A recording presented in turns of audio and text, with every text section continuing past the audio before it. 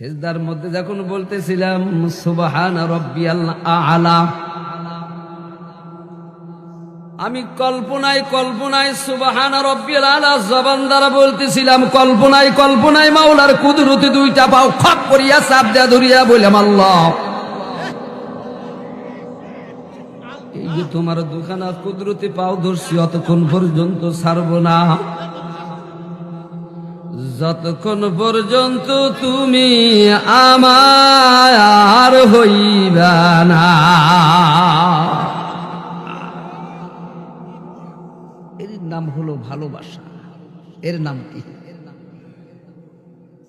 এই জন্য মাওলানা রুমি বলতেছেন, ইয়ারো আগার ইয়ার না বাসাদ, ইয়ারো আগার ইয়ার না বাসাদ, ইয়ারে হার গেস্তি ইয়ারে নিস, গুল আগার খুশবু নাদারাত কাবেলে গুলজারে নিস, গুল আগার খুশবু নাদারাত কাবেলে গুলজারে নিস।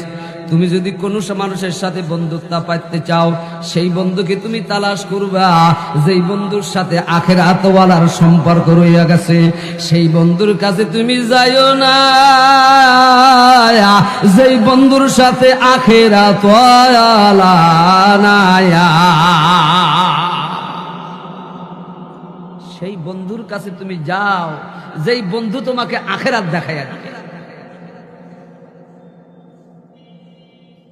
গুল আগার খুশবু নাদারাত কাবেলে গুলজারে নিস।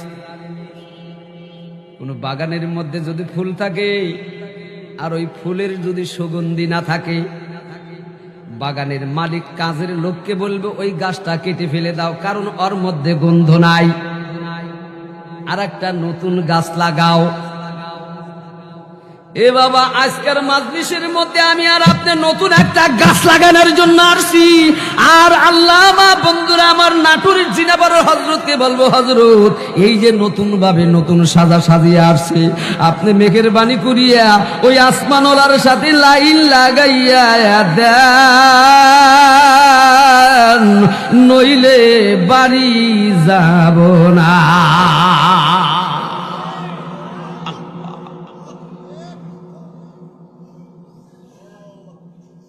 আমার মোহাব্বতের বাবা, আমার ভাইরা, মাওলানা রুমি কয় ওই দিনকার 2 রাকাতের নামাজের মধ্যে এত মজা আর এত চোখের পানি আগে কোনো দিন যায়নি না।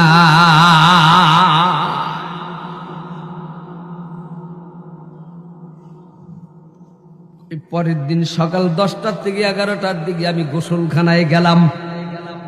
এই জন্য মাওলানা রুমি বলেন, গিলে খুশবে দর হাম্মা মেরুজে, গিলে খুশবে দর হাম্মা মেরুজে, রশিদে আজ দস্তে মাহবুবে বুদাস্তাম।